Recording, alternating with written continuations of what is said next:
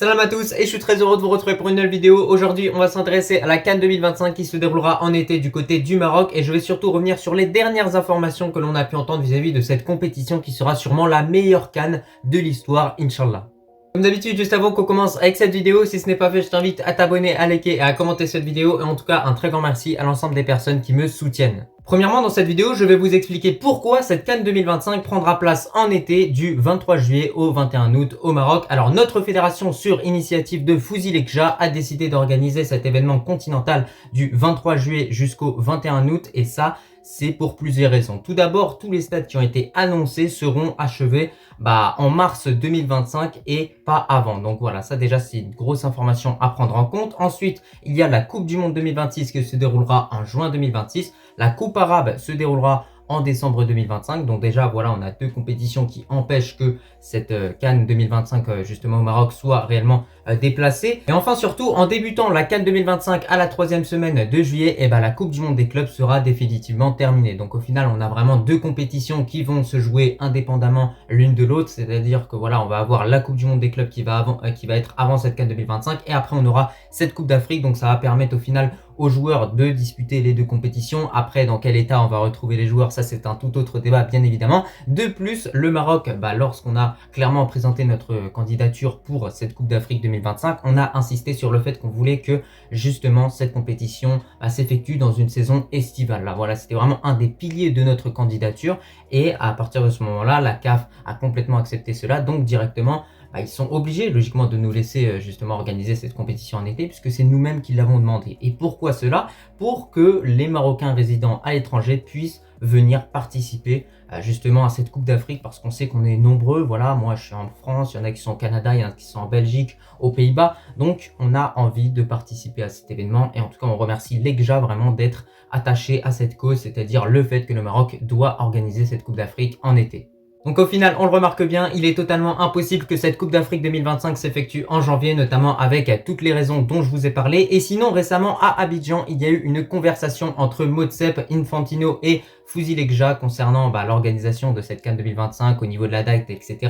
Infantino aurait proposé à Lekja de faire la compétition en mars 2025, sauf que parmi les raisons que je vous avais évoquées, il y avait les stades et certains stades seront peut-être pas prêts en mars. Donc voilà, ça c'est une question qui se pose. Et il aurait également proposé de déplacer cette CAN 2025 pour janvier 2026. Donc moi je vous dis clairement, cette Coupe d'Afrique, elle doit s'effectuer en été parce que c'est ça qu'on a demandé au départ. Donc on veut que la promesse de la CAF soit réellement effectuée en fait, tout simplement. Mais en tout cas, ne vous inquiétez pas, Fouzi Lekja n'a pas donné de réponse définitive, mais reste concentré sur le fait que cette Coupe d'Afrique doit vraiment s'effectuer en été. Donc quoi qu'il arrive, il va aller au front pour nous, il va tout faire pour qu'on puisse participer à cet événement-là, et logiquement, ça devrait se faire en été, en tout cas, Inch'Allah. Et sinon, après avoir parlé justement des dates, on va s'intéresser maintenant au calendrier de ces qualifications pour la CAN 2025. Donc je vous affiche le calendrier directement, on peut voir qu'il y a des matchs qui vont vite commencer, dès mars avec le tour préliminaire avec les toutes petites équipes qui vont s'affronter. Ensuite, on va voir qu'il va y avoir les groupes qui vont être annoncés, etc. Il va y avoir les matchs de qualification qui vont commencer. On voit que lorsqu'on regarde ce calendrier, il est tout à fait fait pour que justement cette CAN 2025 s'effectue en janvier. Sauf que comme je vous l'ai dit, avec les plusieurs raisons que j'ai énoncées, cette Coupe d'Afrique ne peut pas s'effectuer en janvier, donc on peut clairement souffler. En tant que Marocain, ces qualifications pour la CAN 2025, vous vous en doutez, ce sera vraiment de la rigolade étant donné qu'en tant que pays hôte, on est déjà qualifié d'office. Donc c'est des matchs bonus qui vont nous permettre de mettre de nouvelles choses en place, de faire jouer un petit peu le remplaçant. Bref, on va voir comment Walid Regragui va se servir de ces matchs-là. Et sinon maintenant, après avoir parlé des dates, du calendrier, on va maintenant s'intéresser au stade parce qu'il y a pas mal d'informations que j'aimerais vous transmettre justement à l'approche de cette compétition. Et franchement, il n'y a que des bonnes nouvelles clairement. Donc concernant les stades qui devraient accueillir cette CAN 2025, tout d'abord on a le grand stade de Tanger, Ibn Battuta. Alors faut savoir que c'est un stade qui est en plein travaux et sa capacité sera de plus de 85 000 places. Donc c'est quand même énorme, déjà que c'est un stade qui était assez grand, assez balèze. Là, vous vous en doutez, avec les places qui vont se rajouter, ça va vraiment être un énorme stade et un des plus grands au Maroc. Ensuite, on va avoir le stade Mohamed V de Casablanca. Les travaux seront plus courts, comme il s'agit d'une rénovation et le stade pourrait accueillir plus de 50 000 spectateurs. Les travaux prévoient l'augmentation de la capacité d'accueil du stade et cela passe par la suppression de la piste d'athlétisme. Ils concerneront aussi la réhabilitation de la tribune de presse, de la tribune VIP, ainsi que l'installation de nouveaux sièges numérotés. Ensuite, concernant le stade Moulay Abdallah de Rabat, bah écoutez, il a été entièrement démoli pour laisser naître réellement un nouveau stade, voilà, avec des infrastructures très modernes. Et au total, même si on ne connaît pas encore la capacité de place qu'il pourrait avoir, logiquement, ce serait au moins au-dessus de 70 000 places. Donc voilà, on devrait vraiment avoir un sacré stade du côté de Rabat, mais surtout un stade qui va beaucoup insister sur le modernisme, notamment parce que la société qui va s'occuper du toit de ce stade-là est tout simplement la société qui s'est occupée de l'Allianz Arena du Bayern. Et on voit comment il est le stade du Bayern, il est juste magnifique. Dans la continuité, nous avons le stade de Marrakech.